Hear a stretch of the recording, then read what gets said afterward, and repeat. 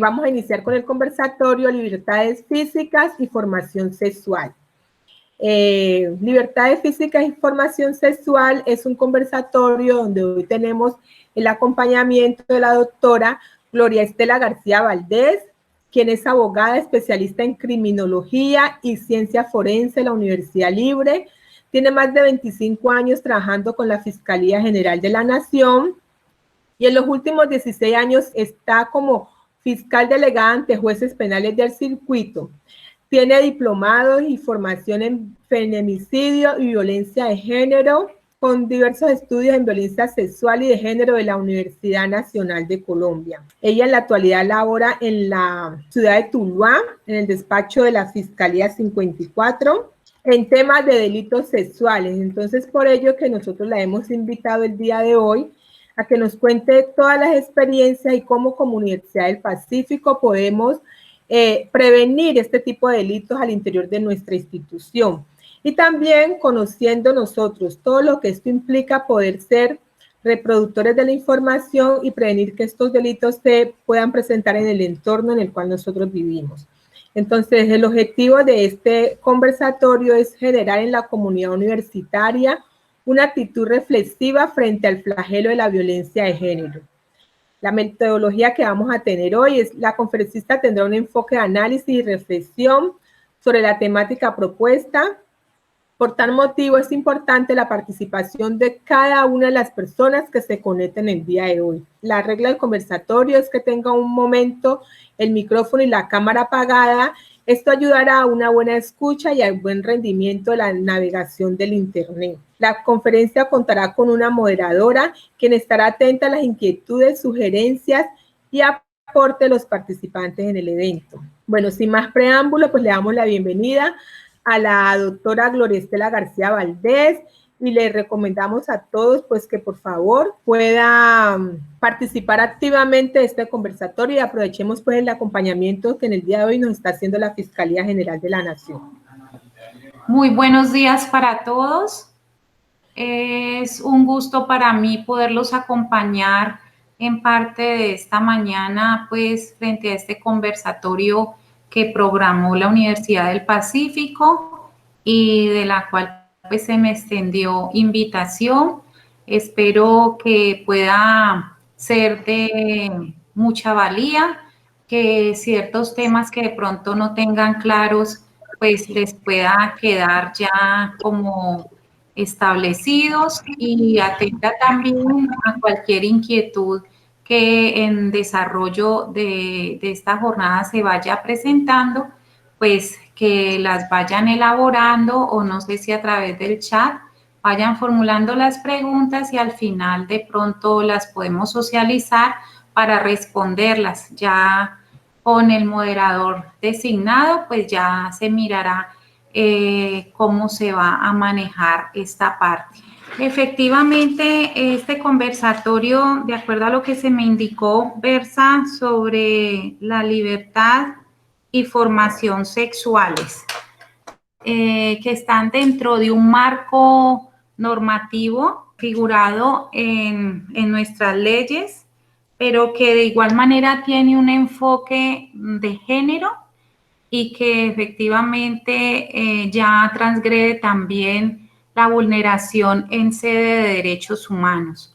Por eso la importancia de ahora o la relevancia que evidentemente se le ha dado y la connotación a este tipo de situaciones o casos donde se ve conculcada o se ve vulnerada la violencia de género en temas de cobijando el tema de violencia sexual, el tema de discriminación y el sede de violencia de género. En el marco normativo de delitos sexuales, evidentemente la Fiscalía ha creado un protocolo que conlleva a que se haya elaborado una ruta de atención para el manejo de esta clase de situaciones o casos, teniendo en consideración que son casos que se deben adelantar con la debida diligencia, con la inmediatez que ameritan, so pena de poderse ver envueltos en sanciones cuando se omite el deber precisamente por parte de las diversas autoridades que estamos convocadas en relación a adelantar esta clase de eventos o de casos, precisamente por la trascendencia que los mismos tienen, la connotación y precisamente por la afectación de los derechos humanos de las personas que resultan víctimas de esta clase de eventos o de casos. Aquí les voy a pasar un pequeño video donde pues precisamente se hace énfasis en este tema del protocolo de la investigación de violencia sexual. Es un fenómeno criminal que afecta a miles de personas en Colombia. Puede tener múltiples responsables, realizarse en diversos escenarios y en distintas circunstancias. Comprender sus diferentes manifestaciones es fundamental para hacerle frente de manera eficaz. Para lograrlo, el sistema de justicia requiere de herramientas eficaces.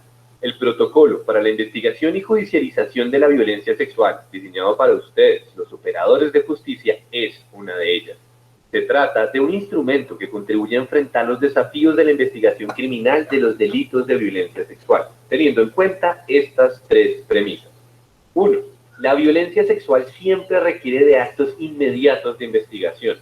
2. La investigación debe identificar a todos los responsables y todas las formas de violencia utilizada. 3. Fiscales e investigadores deben buscar múltiples medios de prueba y garantizar la participación de la víctima.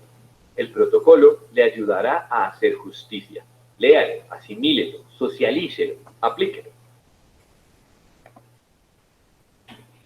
Precisamente este protocolo fue adoptado por la Fiscalía a través de la resolución 01774 del 14 de junio del 2016 y pues que nos obliga a nosotros como autoridades precisamente a operar con siguiendo estándares de debida diligencia y abordando estos casos con la perspectiva de género y con un enfoque diferencial.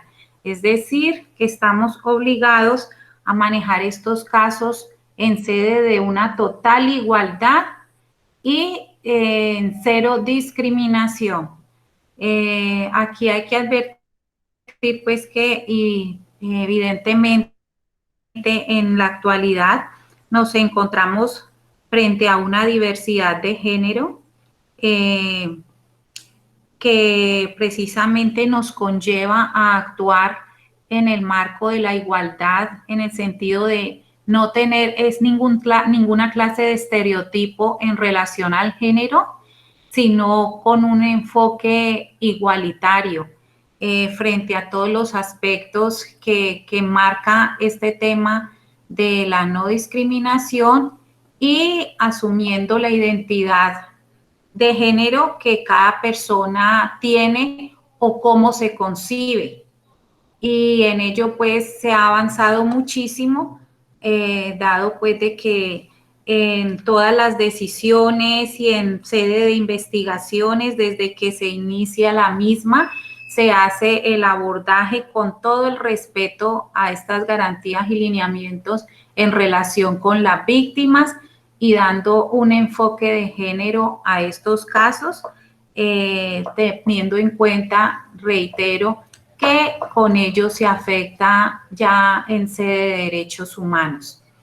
Las fuentes de conocimiento, pues, a través de las cuales se puede iniciar una investigación de violencia sexual, ya sea cometida a una víctima mayor o una víctima menor de edad, se puede dar a través de la misma víctima o de sus representantes legales cuando se trate de un menor de edad, haciendo presencia en la fiscalía, formular una denuncia. También se activa la ruta en virtud a los casos que llegan en primer lugar al sector salud, siendo el sector salud quien está obligado a reportarlos, por parte también de la Policía Nacional, reportes procedentes de comisarías de familia o servidores del ICBF y también provenientes de entidades oficiales. En este caso también entra a tener un factor preponderante y muy importante lo que tiene que ver con la educación y con los centros o instituciones educativas y también superiores, como en el caso de ustedes como Universidad del Pacífico, porque de igual manera esta clase de situaciones o casos también se pueden generar precisamente al interior de estas instituciones y en esa medida pues están en el deber de hacer un abordaje adecuado en relación con las víctimas y dar participación o mejor denunciar ante las autoridades determinados hechos que se pueden suscitar y que pueden precisamente transgredir en un momento dado esa libertad y formación sexual en relación con la víctima. La indagación e investigación de delitos de violencia sexual conlleva pues el adelantamiento de una investigación que debe ser inmediata, pero a la vez adelantando diversas actividades que conllevan a recaudar esos elementos materiales probatorios con los cuales pues la Fiscalía puede sacar adelante los casos. Estos son las entrevistas de las víctimas que son fundamentales, sea si se tratan de menores de edad, son entrevistas forenses, si son mayores de edad, pueden ser entrevistas o declaraciones juramentadas de las víctimas, de igual manera entrevistas en relación con potenciales testigos o con el entorno, valoración por medicina legal, valoración psicológica, reconocimiento mediante fotografías, videos o en fila de personas cuando ya se tiene el victimario identificado, es otra actividad o acto que conlleva es a afianzarse en la identificación del indiciado o indiciados en estos casos, las remisiones en sector salud, son una serie de actos de investigación que nos van a contribuir, reitero, para poder avanzar en la investigación y dar resultados positivos frente a la misma, logrando pues identificar y judicializar a los victimarios o al victimario cuando se trate de una sola persona y en garantía de derechos fundamentales de las víctimas que en estos casos son prevalentes. Los tipos de violencia pues que se conocen para efectos de indicarse de que efectivamente son hechos que se subsumen o que se han ejecutado mediante la violencia, efectivamente tenemos que decir que son estos. La violencia puede ser física, puede ser psicológica, económica y patrimonial, cuando pues hay una relación allí de dependencia, cualquiera que ésta sea, y de tipo sexual. La violencia física, pues es la acción que provoca el riesgo o disminución de la integridad corporal. Puede ser provocada por utilización de la fuerza del agresor con la intención de causar lesiones en la víctima o a través del uso de armas de fuego. No hay que entrar así como pienso yo en mucho detalle frente a esta violencia física, puesto que si se amedrenta a una víctima con un arma, obviamente va a ser doblegada y no necesariamente van a haber señales de violencia en la víctima. Por eso el hecho de ser doblegada ante la intimidación con un arma de fuego o con un arma blanca, pues ya está reducida allí y allí implica la violencia física. O también aquella que deja rastros en las víctimas y que obviamente con las valoraciones que se hacen por sector salud y por medicina legal quedan allí establecidas, pues también obviamente constituyen esa violencia física.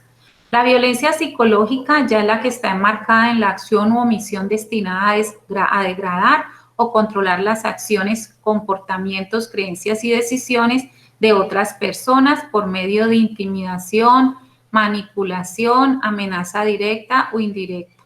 Es decir, que esa violencia psicológica está marcada como como a ese constreñimiento o a ese obligar a la persona o por lo menos su capacidad de tomar la decisión frente a situaciones de intimidación y manipulación o amenaza directa. Entonces es donde se ve afectado, por lo menos comprometida esa capacidad de voluntad de la persona en acceder o no a algún tipo de pretensión de, en este caso hablemoslo de tipo sexual por parte de su victimario o de su agresor. En lo económico y patrimonial es la que se dirige a ocasionar un menoscabo en los recursos económicos o patrimoniales de una persona. Perdón.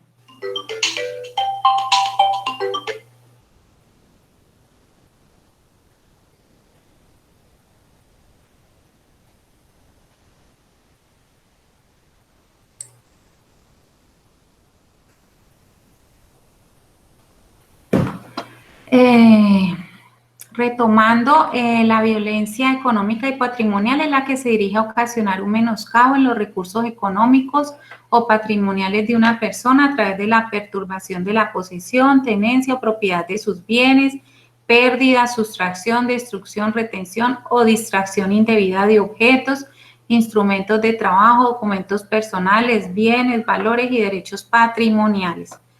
Es decir, pues todo aquello que implique ese menoscabo en los recursos económicos o patrimoniales, el coaccionar de que si tú no lo permites, entonces yo no te doy, no te mantengo o no te apoyo económicamente. Entonces, ese tipo de situaciones conlleva a esa violencia económica y patrimonial. Y en sede de violencia sexual es cualquier acción que implique la vulneración en todas sus formas, con o sin acceso genital, del derecho de una persona a decidir voluntariamente acerca de su vida sexual o reproductiva a través de amenazas, coerción, uso de la fuerza o intimidación, incluyendo la violación dentro del matrimonio o de otras relaciones vinculares o de parentesco, exista o no convivencia, así como la prostitución forzada, explotación, esclavitud, acoso, abuso sexual y trata de personas. Aquí en este contexto de la violencia sexual, pues evidentemente enmarca todas las posibilidades en relación al sometimiento a una persona a tener intimidad, ya sea con acceso genital o sin acceso, pero que en definitiva sea en contra de la voluntad de la persona, es decir, cuando ésta no da su consentimiento, independientemente de quién se trate. Puede ser incluso su pareja sentimental, pero si en el momento cuando es abordada para sostener una relación no se está dispuesta a ello, no se puede obligar o no se puede forzar. Y en caso de que así se realizara el acto, pues estaría precisamente esta persona inmersa en un delito de abuso sexual. Ya vamos a entrar en sede del marco normativo de los tipos penales que están consagrados frente a esta temática, pero antes de ello voy a hacerles como unas precisiones en los casos cuando se habla que hubo acceso carnal, debido a que este acceso carnal lleva implícito pues unas circunstancias que es bueno que ustedes tengan claras y conozcan. En el caso de accesos carnales, se dice en este verbo rector que acceder carnalmente está definido como penetrar. O sea, esto es considerar que se configura a partir de la introducción parcial o total en la víctima de miembro viril por vía vaginal, anal u oral, otras partes del cuerpo u objeto por vía anal o vaginal. Entonces, tengan en cuenta que el acceso carnal no implica una introducción total del miembro viril, por vía anal, oral, otras partes del cuerpo u objetos por vía anal y vaginal. Con solo la introducción parcial ya se constituye en el acceso carnal. Que sea por vía vaginal, por vía anal u oral, es decir, cuando se hace penetración por la boca. La penetración por vía vaginal se puede configurar cuando el miembro viril, objeto u otra parte del cuerpo traspasa la esfera genital externa femenina o región vulvar. Aquí también se dan muchos casos cuando se hace digitalmente, es decir, con los dedos. Vulva, labios mayores y menores, orificio vaginal y meato uretral, incluso al no llegar al conducto de la vagina. La penetración por vía vaginal se puede producir incluso cuando no existe desgarro del himen, pues este podría ser elástico, o el coito vestibular anterior al himen. Ello constituye un acceso carnal, es decir, que en todos los casos, así medicina legal nos certifique pues de que no hay un desgarro del himen, no significa de que no se trate de un acceso carnal, porque cuando se dan situaciones en donde se establece que hubo un coito vestibular, es decir, que hubo penetración pero que no fue total, entonces que no logró llegar hasta el himen para romperlo, de igual manera se constituye en un acceso carnal. La penetración por vía anal se configura cuando el miembro viril, objeto u otra parte del cuerpo traspasa la apertura u orificio anal. La penetración por vía oral se configura al traspasar la línea de los labios con el miembro viril. El verbo penetrar se configura incluso con un comienzo de penetración, por mínima que sea, sin que esto pueda ser considerado un roce o tocamiento ni una tentativa. Entonces, aquí pues para efectos de establecer como la diferencia cuando se puede constituir en unos actos sexuales o en un acceso carnal. Sobre los actos sexuales, el verbo rector es realizar actos sexuales diversos. Esto nos lleva a considerar que realizar los actos sexuales diversos puede configurarse a partir de una o varias conductas coercitivas o abusivas como roces, tocamientos de connotación sexual por fuera de las vías vaginal y anal, conductas que involucran zonas íntimas sexuales o erógenas, es decir, de estimulación o excitación, como son los senos, cuello, nalgas, orejas, ombligo, entre otras, de la víctima o del agresor. Conductas de connotación sexual que no necesariamente requieren desnudez. Y conductas de connotación sexual que no necesariamente requieren contacto corporal entre el agresor y la víctima menor de 14 años, como es la masturbación en presencia de la víctima, tocarse frente a una persona y el exhibicionismo. Estas son formas de comportamiento que constituyen actos sexuales, pero como se indica, no requieren necesariamente ese contacto corporal para que se configure el delito. Ya adentrándonos en lo que es el marco normativo, así de pronto un poco para que ustedes tengan en cuenta, el Código Penal en su libro segundo, que consagra pues los delitos en particular, y en su título cuarto es que consagra todo lo que tiene que ver con delitos contra la libertad, integridad y formación sexuales. Dentro del primer capítulo tenemos el delito de acceso carnal violento, que está consagrado en el artículo 205, que aquí se los traigo representado como de una manera más dinámica para su comprensión, y que establece este comportamiento. El que, pues es el sujeto activo, que es el sujeto que comete el delito, realice acceso carnal.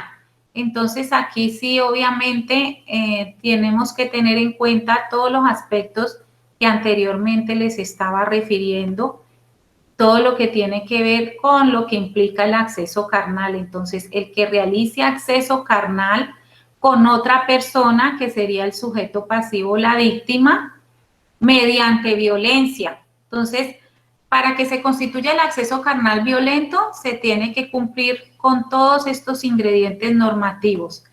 Que haya un sujeto activo que realice la conducta, que esta conducta sea de acceso carnal, con las implicaciones que el acceso carnal conlleva, que haya un sujeto pasivo o víctima, ya sea mayor o menor de edad, y que para ello se debe ejecutar mediante violencia. ¿Qué clase de violencia? Todas las que precisamente les estaba explicando yo también anteriormente. Aquí la misma norma del Código Penal trae una definición en relación con esta violencia y dice el uso de la fuerza, la amenaza del uso de la fuerza, la coacción física o psicológica, como la causada por el temor a la violencia, la intimidación, la detención ilegal, la opresión psicológica, el abuso de poder, la utilización de entornos de coacción y circunstancias similares que impidan a la víctima dar su libre consentimiento. Es decir, que la víctima, o sea, dependiendo de la clase de víctima, puede reaccionar de múltiples formas, de múltiples maneras. Y por el hecho de que en el momento no ejerza resistencia, no significa pues de que esté dando el consentimiento para sostener esa relación sexual. Precisamente puede estar obrando de esa manera por el temor al uso de la fuerza por parte de su agresor, por evitar algún tipo de lesión física, pero el hecho de que no dé el consentimiento y sea obligada, obviamente ahí se constituye claramente esa violencia, porque de algún modo está siendo coaccionada, está siendo obligada a realizar o a tener una relación sexual de la cual no ha dado su consentimiento y no es su querer o su voluntad el realizarla. Entonces, esos son los ingredientes normativos del tipo del acceso carnal violento. Ahora, en relación con el acto sexual violento del artículo 206, tenemos el sujeto activo, el que realice acto sexual diverso del acceso carnal. Aquí ya es donde entra pues a hacer la diferencia. Ya se trata de posibles roces, tocamientos, pero que no conllevan a ese acceso carnal. Y en otra persona, es decir, la víctima, que en este caso es el sujeto pasivo, y también requiere el ingrediente de la violencia. De pronto, para que vayan teniendo un poquito claro en relación con los delitos y el marco normativo en sede de estos comportamientos. El artículo 207 nos consagra el delito de acceso carnal o acto sexual en persona puesta en incapacidad de resistir.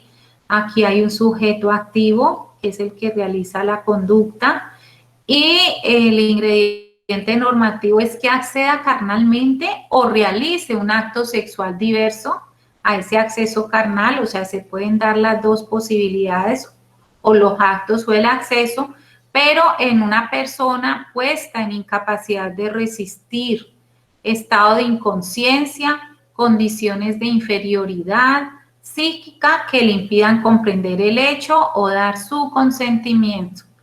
Un ejemplo de una persona puesta en incapacidad de resistir es cuando se le suministra cualquier clase de drogas o cualquier clase de licores o cualquier medicamento que obviamente incida en el estado de conciencia de esa persona y que obviamente no permita que comprenda en el momento lo que está sucediendo para efectos de poder dar su consentimiento. Pero aquí lo importante es que además de establecer el estado de inconsciencia y las condiciones de inferioridad de la víctima, para comprender esa relación, hay que determinar que también fue puesta en esa situación. Es decir, de que aquí, para efectos de adelantar la investigación de manera correcta, hay que establecer de que esa persona estaba bajo el influjo de X sustancia que le impedía comprender. Entonces, eso también es importante para poder encuadrar el comportamiento en esta normativa del artículo 207. Ya pasamos acá a lo que tiene que ver con los actos sexuales abusivos. Se tiene en el marco de los actos sexuales abusivos porque ya son comportamientos ejecutados en víctimas menores de 14 años. Se hace esta diferencia teniendo en consideración que nuestro legislador derivado considera de que una persona menor de 14 años no se encuentra o no ha alcanzado mejor la madurez psicológica que se requiere para determinarse en su sexualidad y para ser sometida a este tipo de prácticas. Es decir, que no está en capacidad de consentir en una relación sexual. Entonces, por ello se hace esta distinción en estos comportamientos con menores de edad, puntualmente menores de 14 años. El artículo 208 nos trae, nos hace relación a lo que tiene que ver con los actos sexuales con menor de 14 años, el 209, acceso carnal o actos sexual abusivos con incapacidad de resistir, y el artículo 210A, que lo vamos a ver enseguida también, nos trae o nos enmarca lo que tiene que ver con el delito del acoso sexual. En el artículo 208 consagra el acceso carnal abusivo con menor de 14 años. Aquí nos trae el sujeto activo, que es el que realiza la conducta, acceda carnalmente.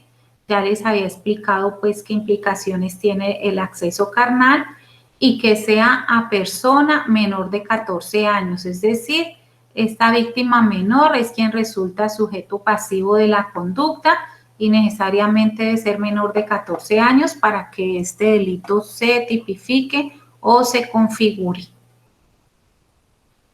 Los actos sexuales con menor de 14 años es el que realice actos sexuales diversos del acceso carnal en presencia o la induzca a prácticas sexuales. Es decir, aquí en el contexto de los actos sexuales ya nos enmarca distintas formas de ejecución.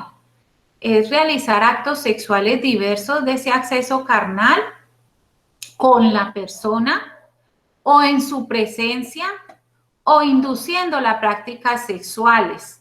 Aquí dice el sujeto que comete el delito, puede ser que se entienda por actos sexuales diversos los tocamientos, rozamientos, también la exhibición, masturbación, el sexo oral, conversaciones eróticas o cualquier otro tipo de acto sexual en el cual no haya penetración.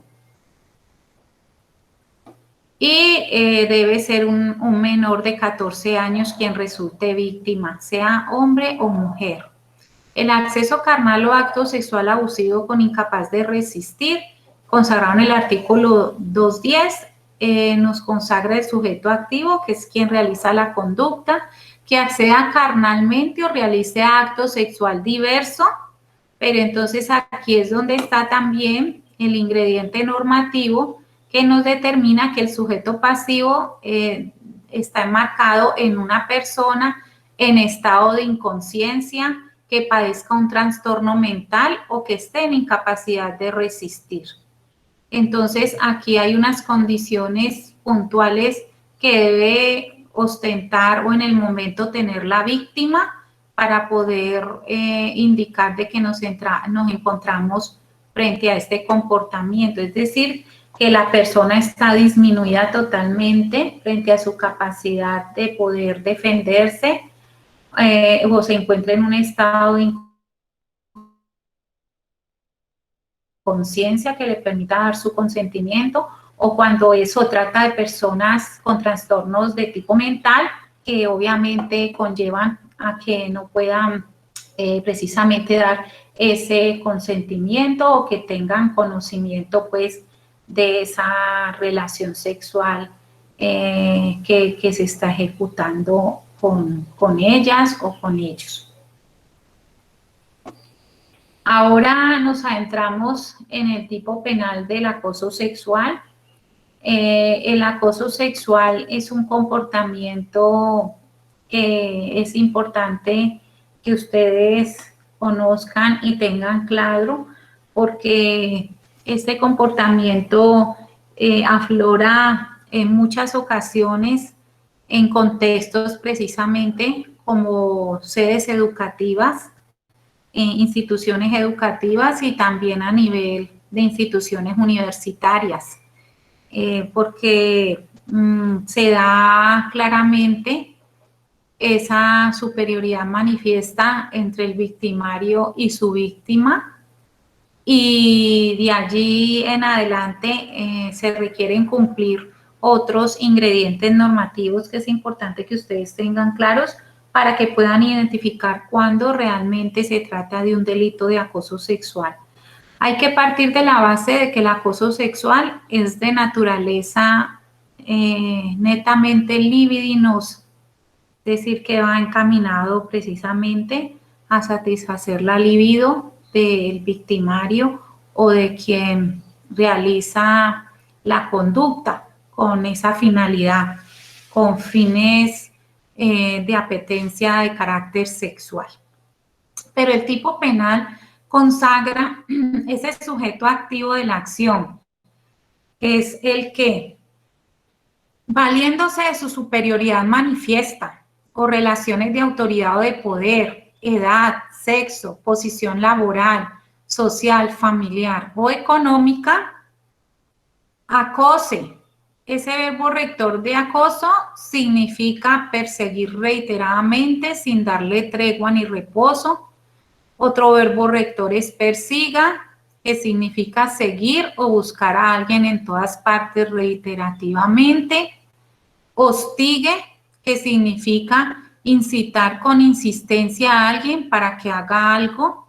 Asedie física o verbalmente, cercar o presionar insistentemente a alguien.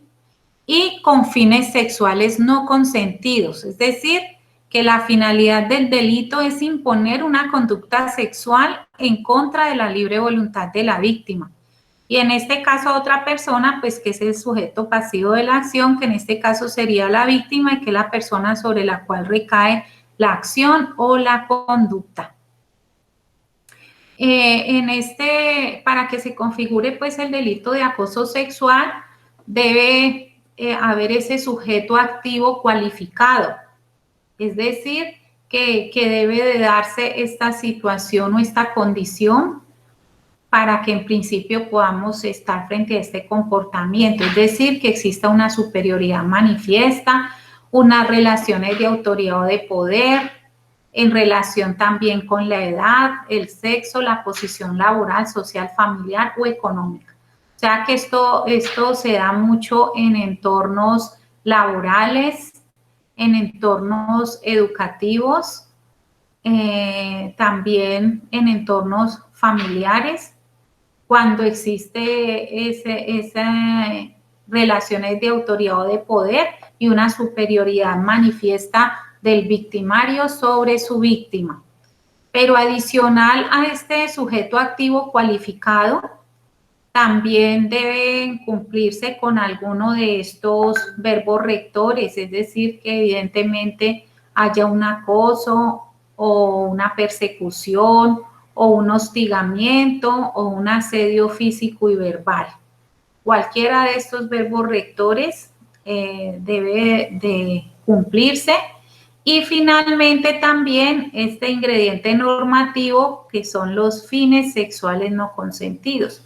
Es decir, que el acoso sexual también, como les decía inicialmente, como tiene una naturaleza netamente libidinosa, pues se hace este acoso es con fines necesariamente de tipo sexual y que obviamente la víctima no quiere o no consiente. Entonces, allí pues para que tengan claro cuándo se configura esta clase de comportamientos. Ya de igual manera están los casos en relación con la explotación sexual, que tienen los tipos penales de inducción a la prostitución, el consentimiento a la prostitución, el estímulo a prostitución de menores, el proxenetismo con menor de edad, el turismo sexual, la demanda de explotación sexual comercial de personas menores de 18 años y la pornografía con personas menores de 18 años.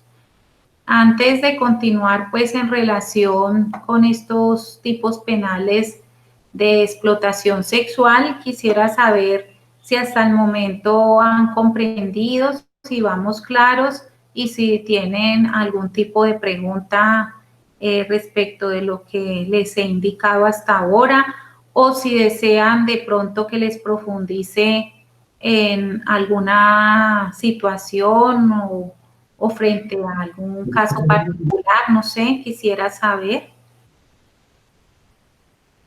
Mi doctora, yo tengo, pues, como a eso se nos puede profundizar un poquito sobre, no es acoso sexual violento, el otro que usted dijo que tenía que ver con tocar. Los actos sexuales. Los actos sexuales, nosotros como institución, de pronto en caso de que se nos presente una situación de esa, bien sea entre compañeros de trabajo, entre profesores, entre los estudiantes, entre ellos profesor-estudiante, qué sé yo, profesor-trabajador, ¿qué debemos hacer? ¿Cómo debemos actuar frente a estas conductas? Bueno, en primer lugar, hay que distinguir cuando se trata de un caso de acto sexual a un caso de acoso sexual. Y pues de acceso carnal. Ya yo les explicaba que el acceso carnal, cuando se da en víctimas mayores de edad, sí se requiere ese ingrediente normativo de la violencia, ya sea física, psicológica, patrimonial, porque en todo caso es la víctima quien tiene la capacidad de dar su consentimiento para sostener una relación sexual. Y si la víctima no da su consentimiento y es obligada, es forzada ahí a sostener esa relación sexual, pues allí se constituye evidentemente el acceso carnal violento. ¿Cuándo es acto sexual violento? También tratándose de víctimas mayores de edad, cuando no dan su consentimiento para una relación sexual, pero la relación sexual propiamente dicha no se da, pero sí se da un tema relacionado con actos sexuales que necesariamente implican que sean diversos al acceso carnal, porque si hay el acceso carnal, ya sea por penetración con miembro viril, ya sea por penetración con dedos, por vía oral, por vía anal. Si hay penetración, siempre será un acceso carnal.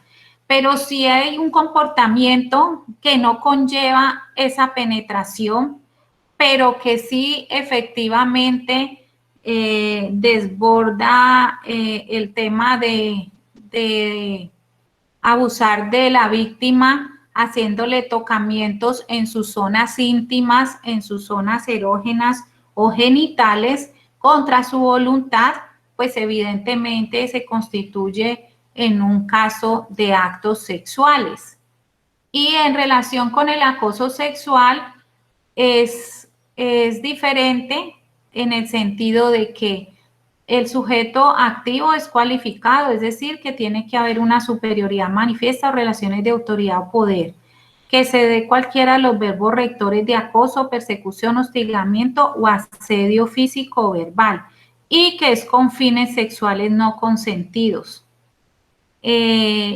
Cualquiera de estas situaciones que se pueda presentar, si se llegaría a presentar, que ojalá no sea el caso allí en la Universidad del Pacífico, pero si se llegara a presentar alguna de estas situaciones y que llegara a conocimiento de las directivas, pues necesariamente hay que abordar con profesionales, en este caso en psicología, pues que obviamente asumo que como entidad o como centro universitario tienen sus profesionales en psicología, quienes en principio deben hacer una valoración de esa víctima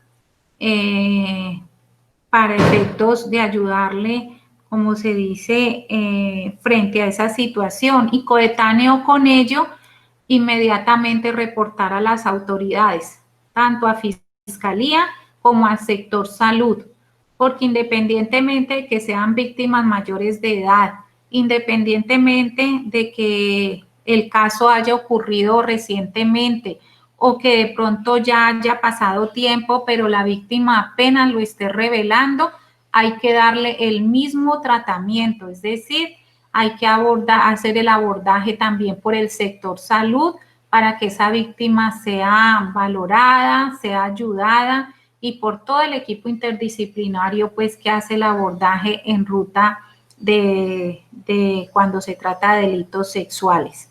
O sea, hay que cumplir la misma ruta, ya sea porque la víctima apenas estuvo en capacidad de comentarle a alguien alguna situación que le haya sucedido o que haya sido un hecho recientemente, es el mismo tratamiento y hay que darle el abordaje, pero inmediatamente activar la ruta con sector salud y con fiscalía para efectos de poder iniciar la investigación y poder adelantar los actos de la misma, pues con la inmediatez que se requiere y manejando estándares de debida diligencia, porque como les decía yo, estos comportamientos son sumamente delicados.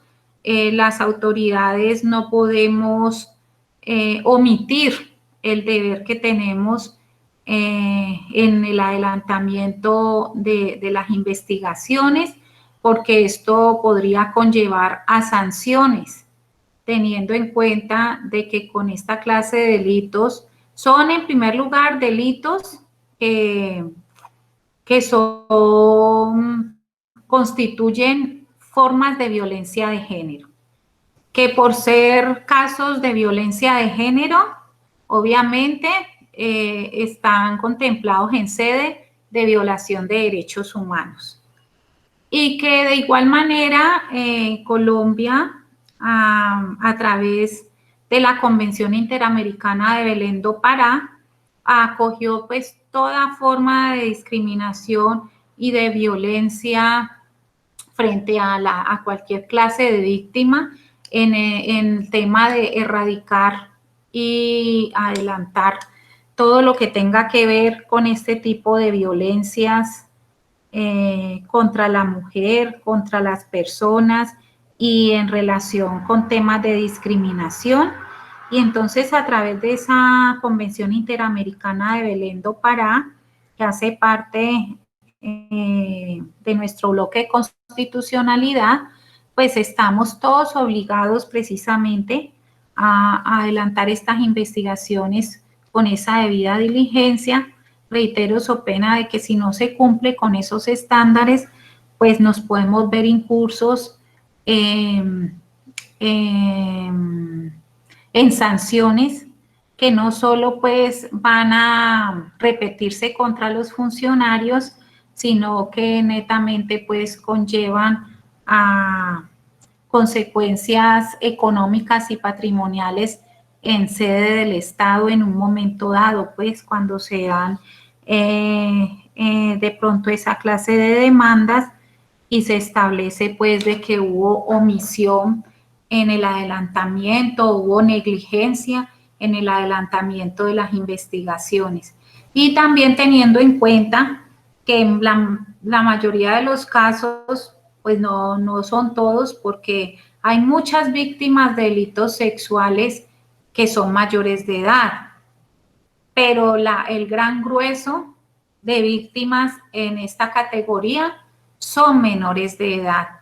Y cuando se trata pues de niños, niñas y adolescentes que son menores de edad, pues también son sujetos de una especial protección reforzada por parte del Estado a través del principio pro infans. Entonces, vuelvo y les reitero, son comportamientos que no solo son complejos en la medida de las repercusiones que conllevan en la víctima, porque las afectaciones en las víctimas son notorias, son graves y quedan prácticamente, puede decirse, para toda la vida.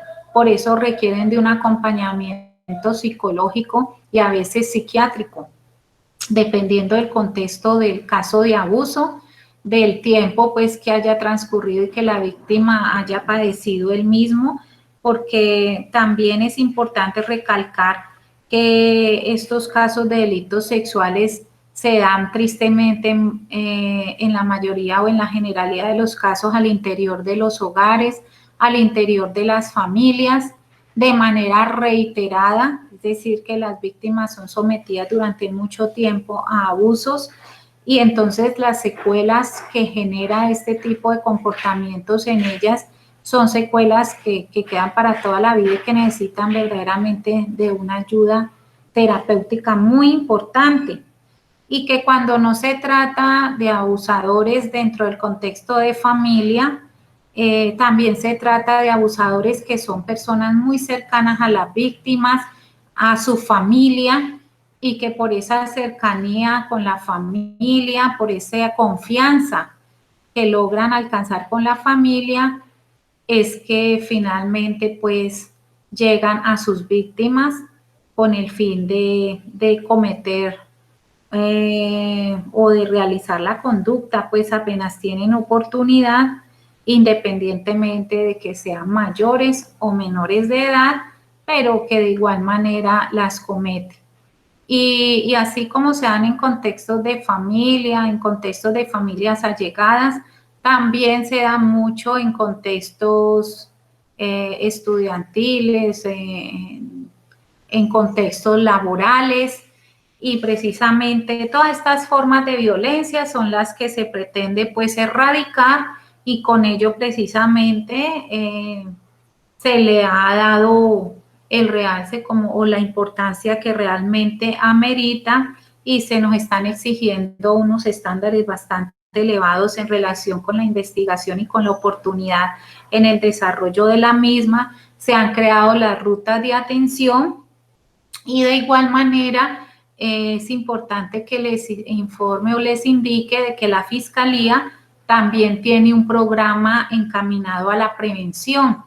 Y este programa es el programa Futuro Colombia, este programa del que también hago parte, pero que está encaminado precisamente a contribuir en temas relacionados con la prevención de todas formas de violencia, de todas formas de comportamientos de tipo sexual y de otros comportamientos como, por decir algo, la problemática de la drogadicción, que es otro flagelo que desafortunadamente nos acomete y que está involucrando a muchos jóvenes, incluso nuestros niños están pues en un riesgo muy latente, y este programa Futuro Colombia también hace una labor precisamente encaminada a la prevención.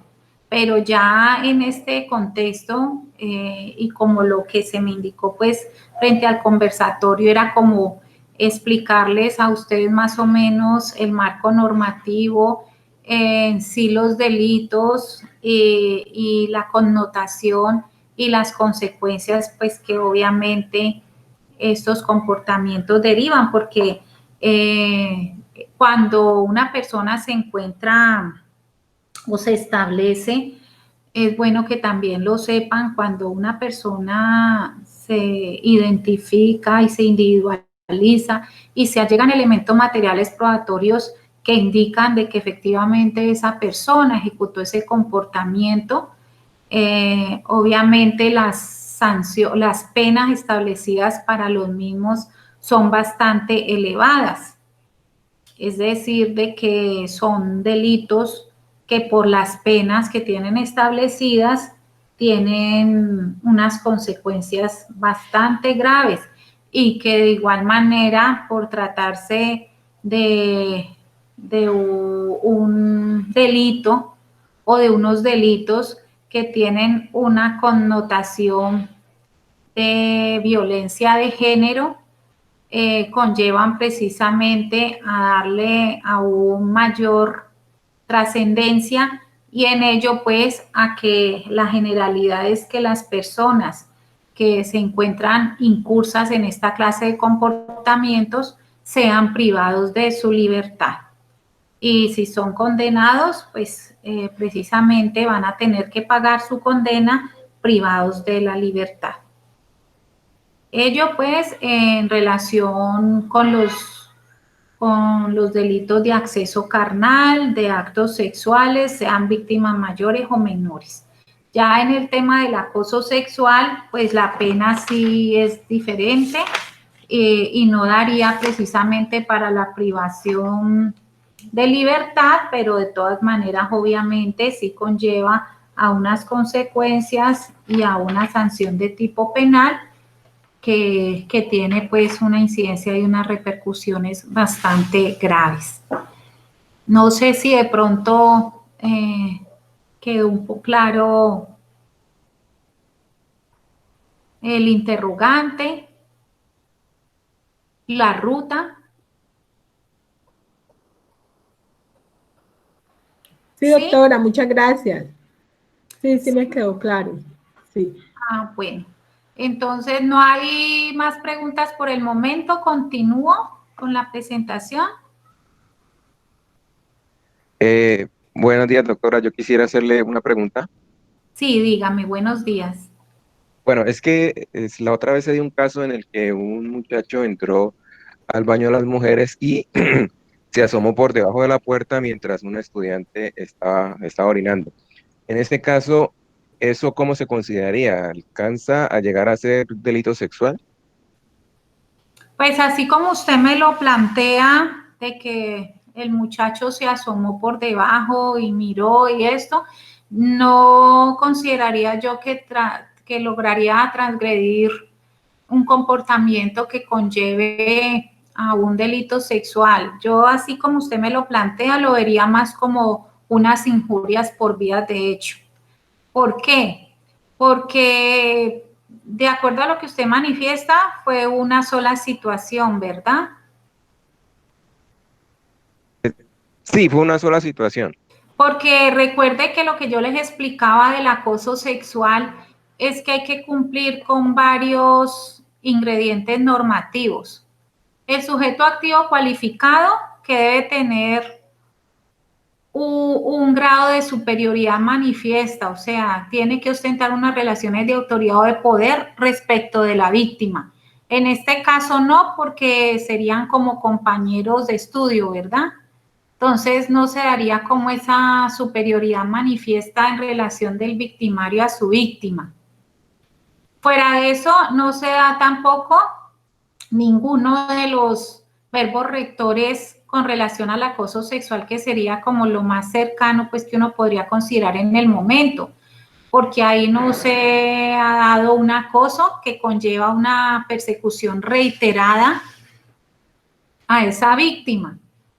Que persiga, que es buscar a alguien en todas partes, pero también reiterativamente, o un hostigamiento, que es insistir con insistencia a alguien para que haga algo, o un asedio físico verbal, que es cercar o presionar insistentemente a alguien. O sea, todos esos verbos rectores implican continuidad, y allí es un solo evento, una sola situación. Entonces yo lo vería más por unas posibles injurias por vías de hecho, pero no alcanzaría a trascender a un tema de delito sexual. Ok, gracias. Bueno, En relación con la explotación sexual, yo ya les había indicado pues los comportamientos que marcan esa explotación sexual. En principio tenemos la inducción a la prostitución enmarcada en el artículo 213 que exige ese sujeto activo el que realiza la conducta con el ánimo de lucrarse o para satisfacer los deseos de otro. Induzca al comercio carnal o a la prostitución a otra persona. En este caso, pues el sujeto pasivo de la acción, que es la víctima.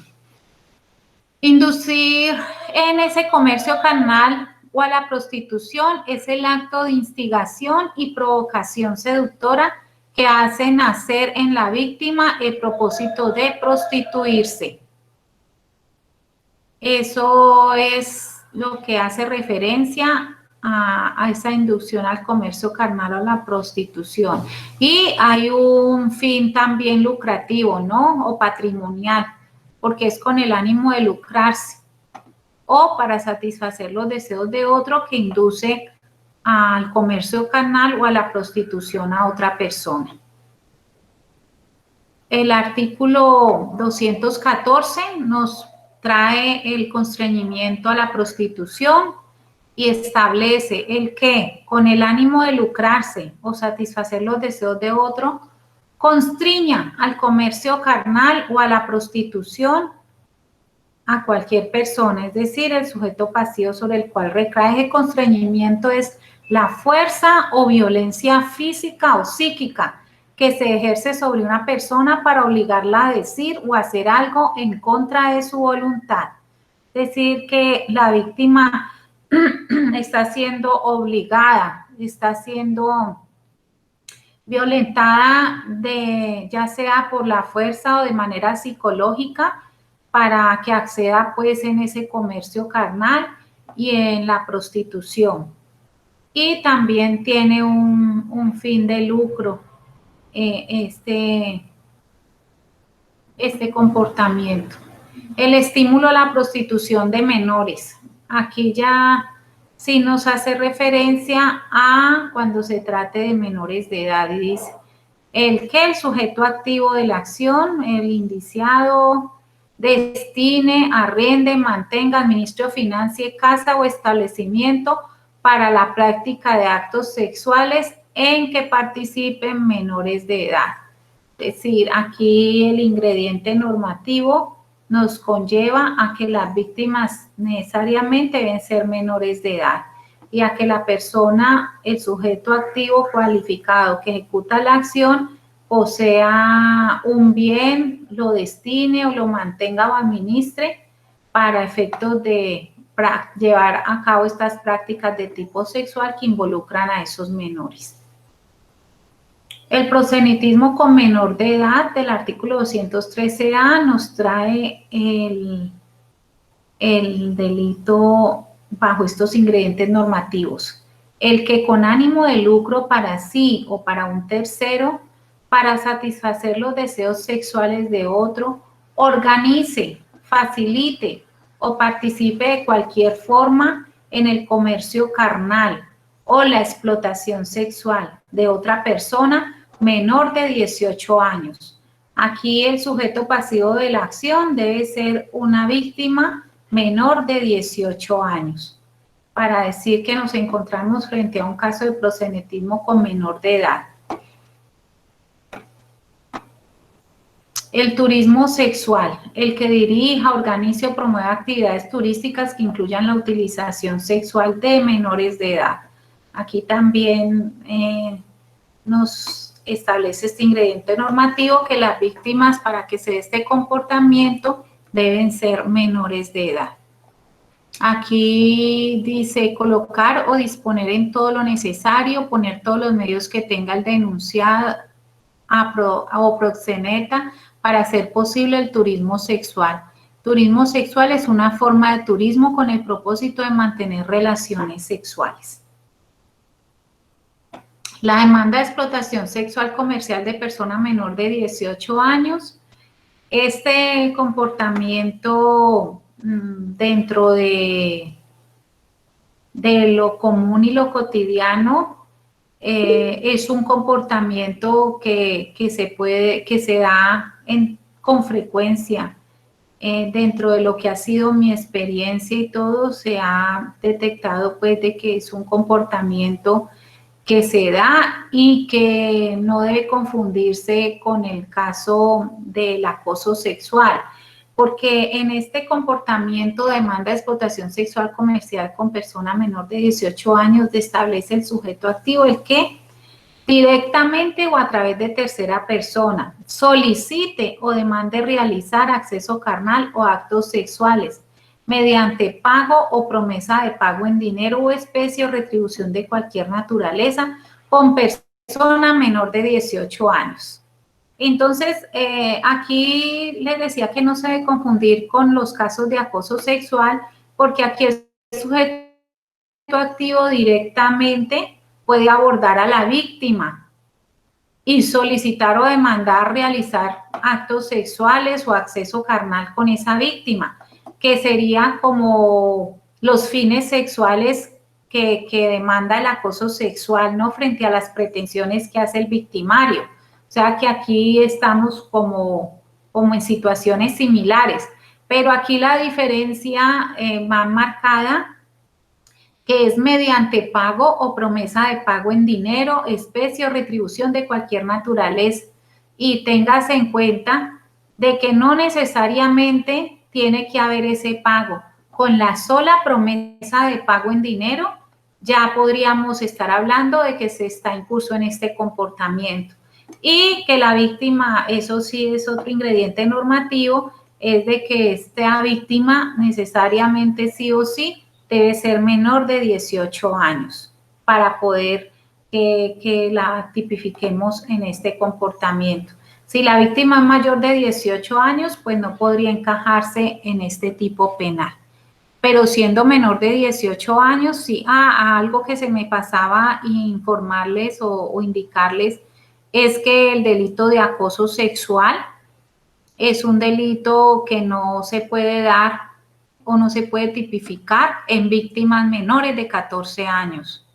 Cuando se trata de víctimas menores de 14 años y se esté haciendo referencia a que es un caso de acoso sexual, estaría mal tipificado porque ya jurisprudencialmente se estableció por las altas cortes de que el acoso sexual no es un comportamiento que se pueda verificar y se pueda dar en víctimas menores de 14 años, que cuando se trate de esta clase de víctimas habría que hacer un análisis más a profundidad y más exhaustivo para detectar si se trata de un delito de actos sexuales con menor de 14 años, pero no es plausible, no es viable tipificar una conducta de acoso sexual cuando la víctima es un menor de 14 años. Esto como para que lo tengan en cuenta o lo conozcan.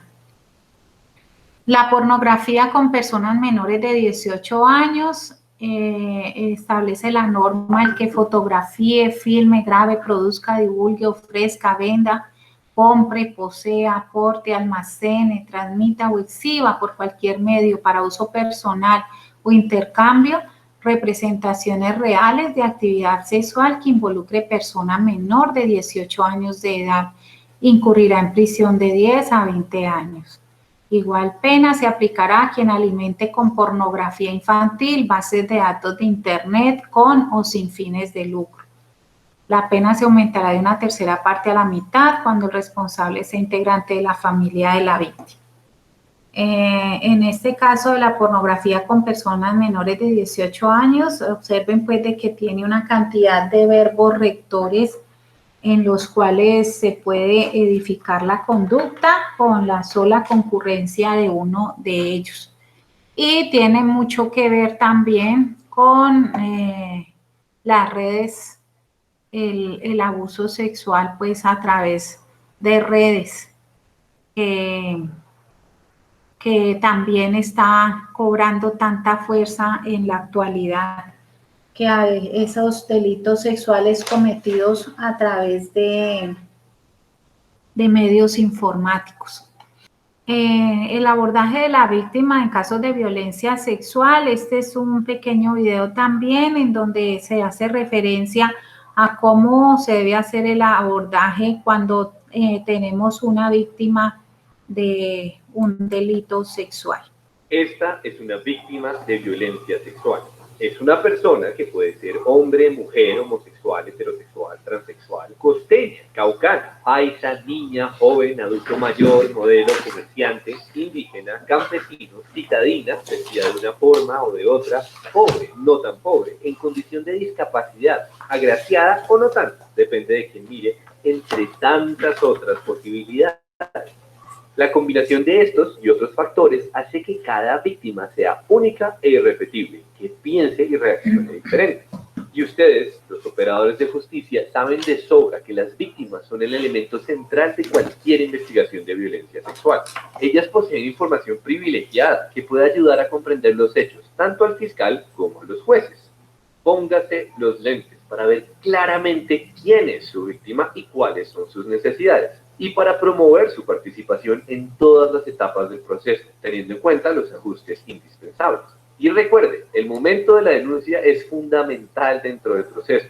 No olvide que para una víctima es difícil hablar de lo que le pasó, así que mantenga una comunicación asertiva con ella y póngase en su lugar. De esta manera tendrá más oportunidades de destruir las barreras que impiden el acceso a la justicia y facilitará la investigación.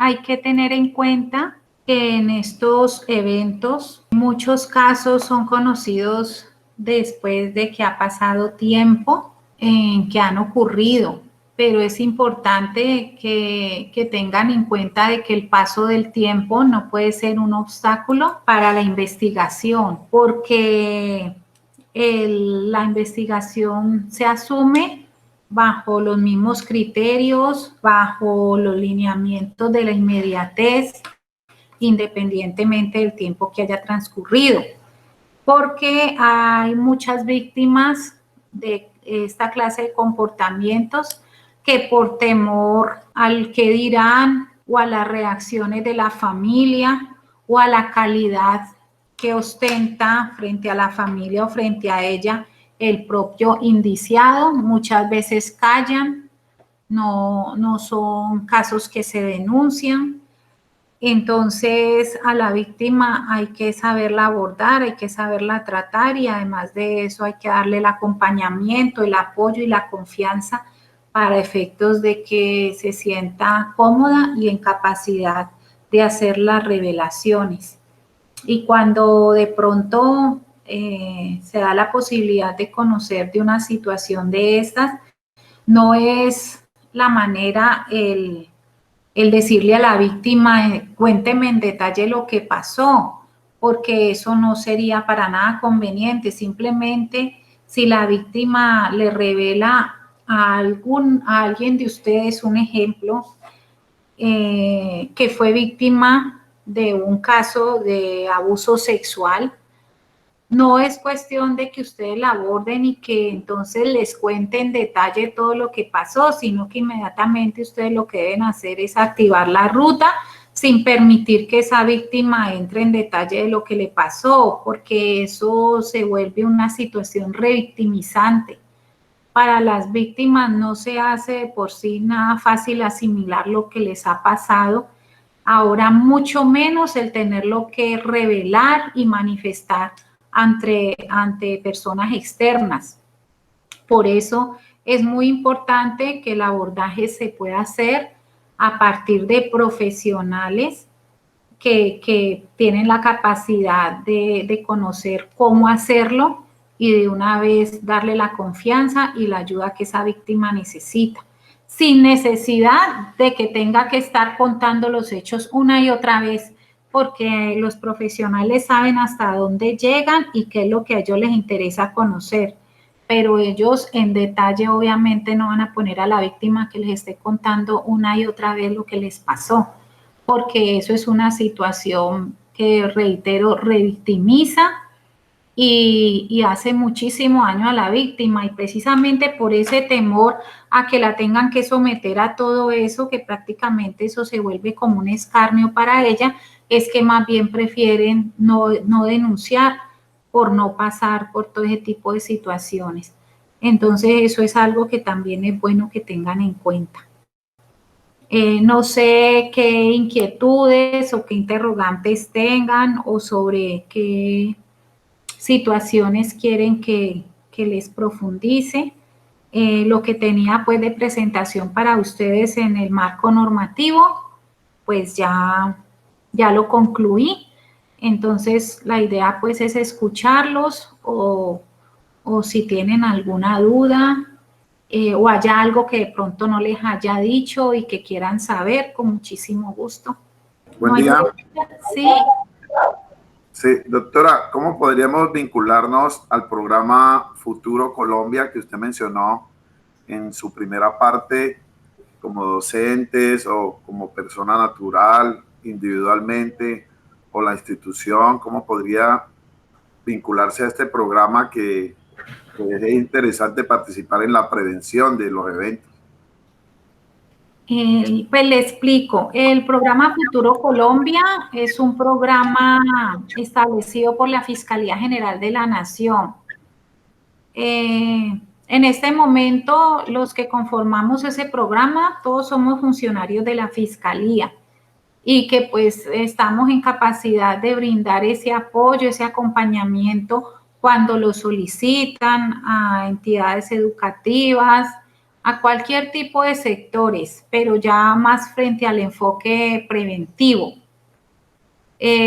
O sea que de todas maneras, en esta charla está la doctora Ingrid Llaneda Arroyo, que ella es la asesora de víctimas de la Dirección Seccional Valle del Cauca, a la cual pertenezco, y a través de ella también se puede de pronto coordinar o se puede realizar alguna actividad que pueda involucrar la Universidad del Pacífico.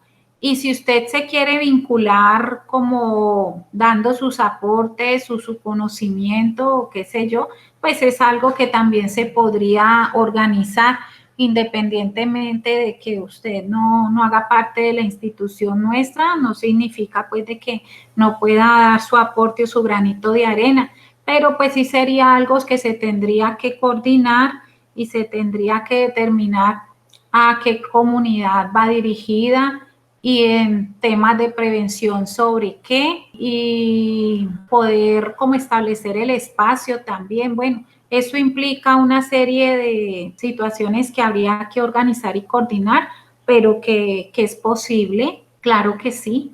Listo, doctora, muchas gracias. A usted, muy amable. Muy buen día. Buenos días. Habla con Lania Rebolledo Juama, apoyo profesional del Programa de Bienestar Universitario. Agradecerles a todos los participantes e invitarlos a que realicen la asistencia que está en el chat de la reunión. Ahí está el formato Google, donde todos pueden llenar la asistencia. De parte del Programa de Bienestar Universitario, a través del área de desarrollo humano, agradecerle a la doctora Gloria Estela García Valdés por transmitirnos sus conocimientos y la gran experiencia en la temática. Además, también a la doctora Ingrid Yaneli Arroyo Álvarez por ser ese apoyo, ese gran vínculo entre la Fiscalía de la Nación para la realización de este conversatorio. A todos los funcionarios, docentes, administrativos, por acompañarnos y esperarnos en esta información. Esperamos que esta información sea de mucho agrado, sea también asimismo para posteriores situaciones que se nos lleguen a presentar dentro de la universidad y además también fuera de la universidad. De igual manera, invitarlos también al próximo conversatorio virtual de parejas. Se llama Mito del Amor Romántico. Este se llevará a cabo el 12 de noviembre. Y también aprovechamos para recordarle a todos los participantes que Bienestar Universitario cuenta con las redes sociales en YouTube, Facebook, y ambas redes nos encuentran como Bienestar Universitario. Los invitamos para que se suscriban y estén actualizados en todas las actividades que estamos desarrollando a través de sus 5 áreas de bienestar universitario. También recordamos el correo electrónico de la página de la universidad, atencionpsicosocial@unipacifico.edu.co.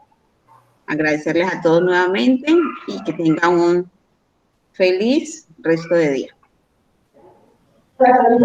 Muchísimas gracias, doctora Gloria, y muchísimas gracias a todos los que lograron conectarse en esta mañana para este gran conversatorio.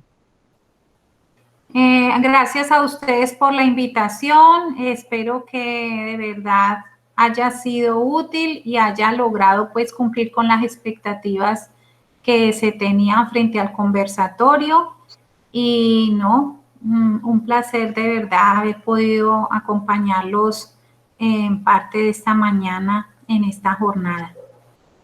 Muchas gracias. También aprovecho esta oportunidad. Buenos días para todos y todas. Desde la Fiscalía General de la Nación, en cabeza de nuestro director seccional, el doctor Francisco Ixeomo Forero Morales, todo su equipo de trabajo, darle las gracias a la Universidad del Pacífico por hacer parte integrante de esta estrategia de prevención, teniendo en cuenta que las entidades, si bien es cierto, la Fiscalía tiene un marco legal y constitucional que es perseguir la acción penal, la infracción al Código Penal colombiano, también tiene una lógica que no siempre está dada al tema de la investigación, sino también a la prevención. Y en ese orden de ideas creemos que la academia juega un papel importante, porque de ahí es donde se sientan las partes, no solamente el hogar o la familia, sino que se sientan las bases y los principios donde se forman al ser, y en los claustros universitarios son el semillero de lo que es nuestra futura sociedad. Y en ese orden de ideas es importante que estos esfuerzos que se hacen entre las instituciones tengan un propósito unido, y es que tengamos que prevenir y evitar toda forma de violencia en contra no solamente de la mujer, sino la población con orientación sexual diversa, porque estamos dentro de un país que es incluyente, un país que ha firmado convenios y tratados internacionales en materia de eliminación de toda forma de violencia, no solamente contra la mujer, sino contra la población con orientación sexual diversa. Y en ese sentido creemos que es importante que en Buenaventura vamos generando una cultura de la inclusión, vamos entendiendo que hay hechos o situaciones que muchas veces son atentatorias y violatorias a los derechos humanos, son atentatorias y violatorias a la vida, a la libertad y la integridad y la formación sexual de los jóvenes, de las jovencitas, y en ese orden de ideas queremos nosotros dar a conocer todo ese marco normativo que tiene nuestro país en aras de evitar cualquier situación y sobre todo que se cree una cultura de la no violencia. Y además de hecho, también parece de gran importancia el que hoy los docentes hayan recibido esta formación o esta charla, para que eso también se incluya como un eje temático o un tema transversal en todo lo que es el pénsul educativo, y que se dé la construcción de la ruta, porque todas las entidades debemos construir unas rutas de atención cuando se detecta un caso. ¿Qué debemos hacer? Entonces, muchas veces los docentes, que son los que tienen la interacción con los estudiantes, así sea de manera virtual o semivirtual, ¿sí? Detectan alguna situación, pues es importantísimo que se construyan esos canales de respuesta rápida. Ya lo decía la fiscal, lo importante del área psicosocial, el área psicológica. ¿Por qué? Porque a partir, cuando una víctima sufre una afectación, se cierra. Y lo decía la doctora en su exposición amplia, muchas veces el temor al reproche, muchas veces al señalamiento o la coacción en la que muchas veces, o la amenaza o el constreñimiento en la que muchas veces se ve la víctima inmersa, para poder darle a conocer que está siendo víctima de su cuerpo, su mente, su interior, está siendo víctima de una agresión. Entonces, en ese sentido, creo que es de vital importancia este ejercicio, y que ojalá no solamente se quede a nivel de las cabezas directivas de las instituciones educativas, sino de la universidad, sino también se irrigue a toda nuestra población juvenil. Entonces, de verdad, muchas gracias por esa participación, por tenernos en cuenta, y esperamos que a futuro se materialicen otros temas que sean de herramienta para la entidad y que pues permitamos tener una sociedad más incluyente y sobre todo más respetuosa a la vida y la integridad de nuestra población, de niños, niñas, adolescentes y población juvenil en el distrito de Buenaventura. Muchas gracias. Muchas gracias a la doctora Ingrid Arroyo por ese aporte que nos ha dado y nos brinda luz para seguir trabajando por nuestra juventud y por nuestra comunidad universitaria, porque sabemos que en este tipo de situaciones estamos involucrados absolutamente todos. Muchas gracias nuevamente.